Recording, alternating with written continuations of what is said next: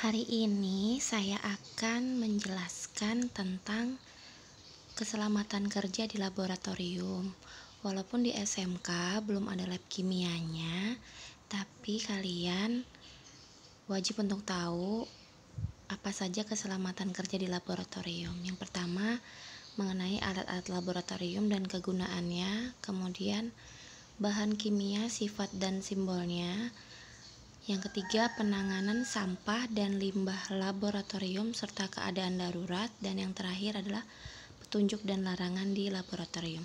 Oke, kita langsung ke alat-alat laboratorium. Jadi walaupun di SMKN 1 Kongbeng itu belum ada lab khusus IPA atau kimianya, tapi kalian wajib tahu alat-alat apa sih yang digunakan di lab di pelajaran kimia ini. Oke. Yang pertama itu alat-alat yang pertama tuh tabung reaksi ya. Jadi tabung reaksi ini bentuknya seperti tabung ya, terbuat dari kaca. Kegunaannya mereaksikan bahan kimia dan menyimpan larutan kimia dalam volume sedikit. Jadi kalau volumenya sedikit ya di situ ada takarannya ya. Jadi menggunakan tabung reaksi. Kemudian ada gelas beker atau beker gelas. Orang biasanya bilangnya juga gelas kimia. Itu menampung dan mencampur bahan kimia kegunaannya. Kemudian yang selanjutnya ada pipet tetes. Pipet tetes ini kegunaannya mengambil larutan dalam volume yang sedikit, jadi dalam jumlah sedikit. Kemudian ada gelas ukur untuk mengukur volume larutan. Kemudian ada labu ukur, ini kegunaannya membuat larutan dengan konsentrasi tertentu. Kemudian ada batang pengaduk, mengaduk saat melarutkan zat padat dalam pelarut sehingga zat padat larut dengan sempurna. Kemudian alat-alat yang lainnya ada rak tabung reaksi. Jadi supaya aman ya ketika kita mereaksikan zat itu menggunakan rak tabung. Dengan waktu mengamatinya juga lebih enak.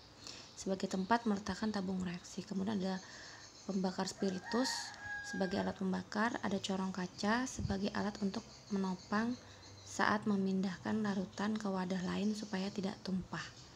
Kemudian ada labu Erlenmeyer di sini untuk menampung dan mencampur bahan larutan atau cairan biasa yang digunakan dalam proses titrasi. Kemudian ada penjepitnya untuk memegang tabung reaksi ketika dipanaskan, dan di sini ada mortal dan alu. Di sini untuk menggerus dan menghaluskan bahan kimia padat. Kemudian di bahan-bahan kimia itu ya kalian wajib tahu juga, siapa tahu nanti ketika lulus dari SMK ini kalian bekerja di tempat-tempat yang ada bahan-bahan kimianya. Di sini ada bahan kimia dan sifat serta simbolnya. Kalau saya contohkan yang pertama itu ada bahan kimia dengan simbol seperti tengkorak ya, kayak lambangnya pirates atau apa ya, bajak laut di sini. Itu artinya sifat bahan kimia tersebut adalah beracun atau bersifat toksik. Contohnya di sini ada merkuri, gas klorin dan sianida. Kemudian ada tanda seperti yang di bawahnya, itu artinya mudah meledak atau eksplosif ya, bahaya tuh ya. Contohnya amonium nitrat dan nitroselulosa. Biasanya untuk bahan-bahan yang bahan baku untuk pembuatan kembang api atau petasan itu biasanya dari nitroselulosa ini. Kemudian ada seperti api, itu artinya flammable atau mudah terbakar. Contohnya itu di etil ether, keton dan alkohol. Alkohol nih biasanya yang sering ya digunakan untuk bahan hand sanitizer. Nah bahaya. Jadi kalau sudah pakai hand sanitizer yang mengandung alkohol, jangan langsung yang merokok misalnya langsung deket-deket gitu, nanti bisa bahaya, terbakar nanti tangannya ya. Kemudian ada lambang seperti itu yang kayak kipas. Nah itu sifat bahan kimianya radioaktif. Contohnya di sini uranium dan plutonium. Kemudian ada bentuk atau simbol seperti itu yang di bawahnya lagi, itu pengoksidasi atau oxidizing. Contohnya kalium dikromat dan hidrogen peroksid. Kemudian ada lambang X, ada N-nya. Ini artinya berbahaya atau harmful jika masuk melalui pernapasan, mulut, ingestion, dan kontak kulit. Contohnya kloroform ya. Kloroform ini biasanya digunakan untuk obat bius. Nah, itu sekedar kalian tahu. Kemudian ada selanjutnya ini bersifat korosif, contohnya asam nitrit dan asam sulfat. Ada X juga tapi nggak ada N-nya. Ini artinya menyebabkan iritasi atau irritate. contohnya amonia, belerang dioksida.